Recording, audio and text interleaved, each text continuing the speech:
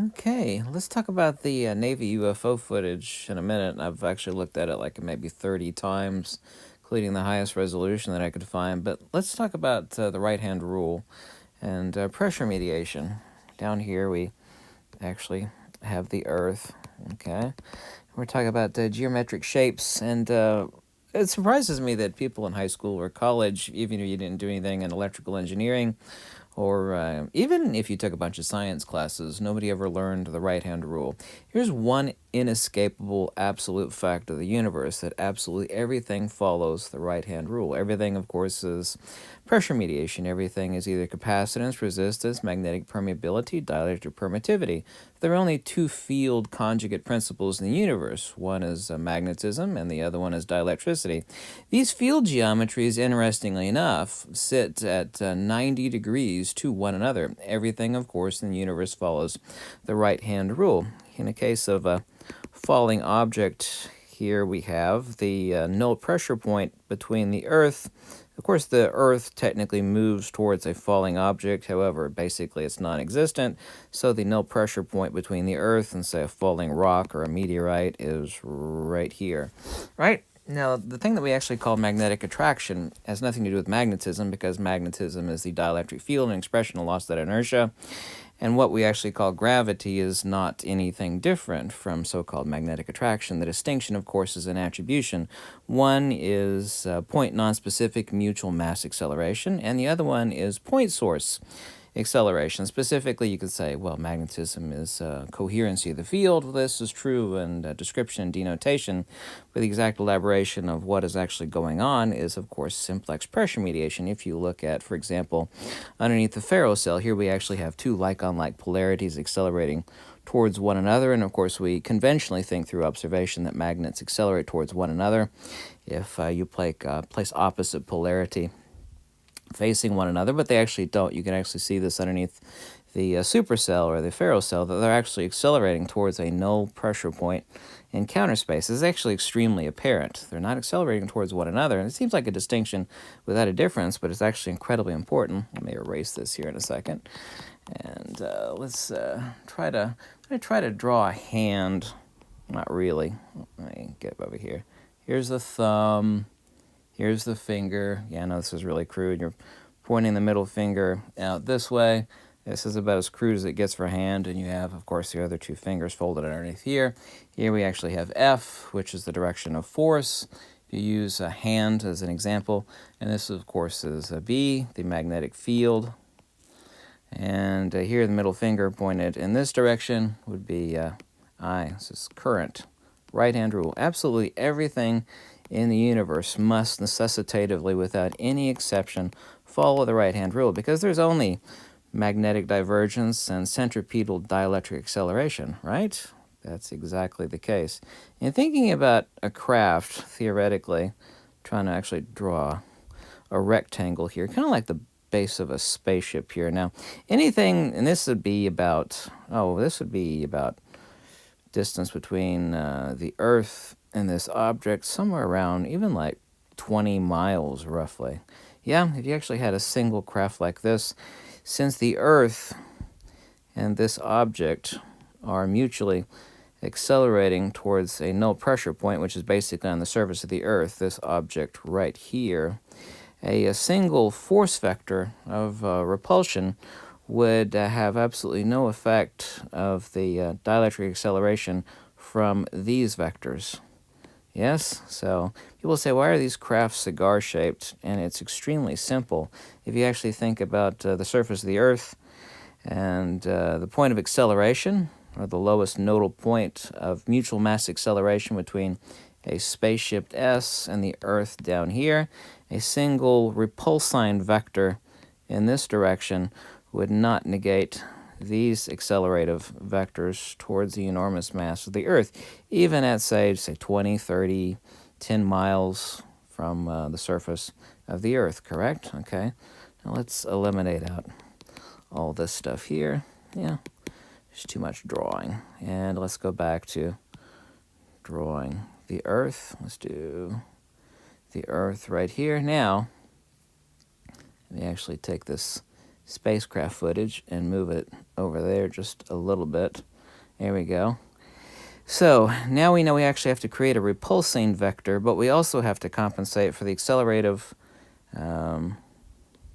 vectors of this craft towards the Earth, but it has to be not omnidirectional, but it has to be parabolic, because everything is the right-hand rule, because this, a single repulsine vector in this direction, is not going to offset these accelerative vectors on our theoretical spacecraft.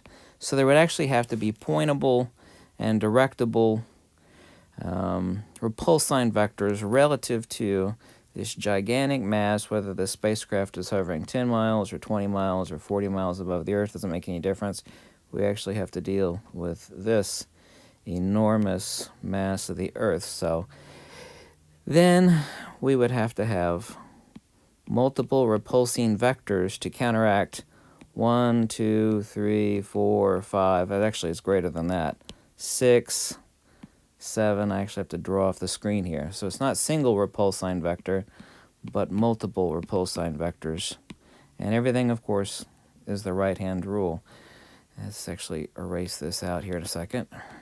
Let's take a look at the magnetodielectric geometry of the entire universe, the magnetodielectric, which sits at, let me put this back on black again. Here we go. Let's try to draw a torus here. Yeah, basically a cross-section of a donut. Okay, and 90 degrees to this is our hyperboloidal geometry. I'm going to put that in red, of increasing inertia and acceleration, right? Increasing inertia and acceleration, right? Centripetal convergence, right? Correct. You notice how these are 90 degrees to one another? They make a cross. And by the way, 90 degrees, except, I'm going to try to draw that. We put it in blue. Is a gyromagnetic precession. This is, of course, where we get the Lamore frequency. So 90 degrees to the dielectric, which is here, and the magnetic here, which this is centrifugal force in motion, right? Centrifugal force in motion. And let's do it in green here. Centripetal convergence, increasing inertia and acceleration. Of course, magnetism of the dielectric field. So everything in the universe, without absolutely any fail and zero exceptions, must follow, necessitatively, absolutely, must follow the right-hand rule. So the only way you could actually counteract the force vectors, let me try to draw the Earth here again, of this, E for Earth, is with a parabolic, doesn't matter what the hell's up here. I mean, a craft could be shaped like anything the hell up here. But we actually have to counteract these accelerative inertial vectors of increasing inertia and acceleration relative to this enormous mass down here. Interestingly enough, let me actually erase all this again. I watched the Navy footage of them tracking the UFO, and you could watch it yourself on YouTube. There's like about maybe 50 examples of it. And if you watch it really closely over and over again, you need to watch it about 5 times. And you'll actually see a coronal change. Not only see a corona, and this is actually a thermal signature. I forget which fighter jet it was that actually filmed this, but you can actually see these low temperatures, not the base of the craft. This actually changes, but you can actually see it change. You see these coronal vectors here. The actual craft shifts from, this is the last position, the last orientation of the craft here, as you can see in this photograph. But initially it was flying opposite to that, like so. And you could see as it actually shifts from position 1 to position 2, the corona on the craft completely shifts, and you actually see here, right before it shifts, you can actually see the coronal emanations. This is a thermal from the fighter jet. The hot is extremely hot. The darker it is, the hotter it is. You actually switched his thermal inversely. It was the craft was white, and then it became black because he did an inversion on his thermal vision for the recording of the craft as he was tracking it. the actual Corona chat. And I'm not saying who's flying this. I mean, it could be actually a U.S. Intelligence craft, something from Skunk Works, Area 51, who knows what. I'm not talking about aliens or anything like that. But, I mean, logically so and necessitatively. Whoops, I hit the wrong button there.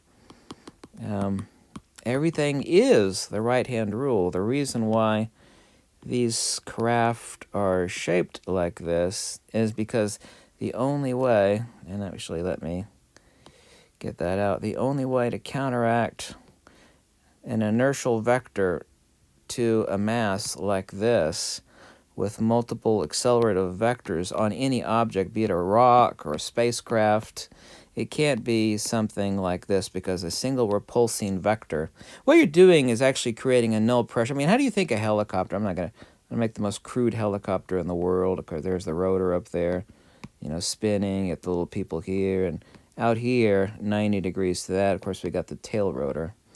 And of course, we're creating a low pressure up above our helicopter, correct? Relative to where, if the chopper were to bomb out, I mean, it would directly accelerate towards the Earth. But I mean, everything is pressure mediation. In the case of a helicopter, we're actually creating low pressure in the air. And of course, that, is of course the cross-section of an airfoil, either on the rotor of, I'm drawing it kind of crudely here. We actually create a low pressure here as we increase the airflow here, and so of course we get lift, right? I mean, that's of course with air, but everything is pressure mediation. But what you're doing on these craft, necessitatively, I mean, there can't be any exception to this. This is not my theory or speculation. I mean, everything in nature must follow the right-hand rule. And there's 1,000 links on Google or Bing, whatever you want to use. I'm just learning about the right-hand rule. What we're actually doing is we're actually changing the nodal point up here. And of course we have to have a craft. This is not possible. This craft is not possible. A single repulsing vector would not let a craft counteract these accelerative vectors. So we got a single repulsing vector. This is absolutely not even possible. Oh, there we go. I used the wrong thing there.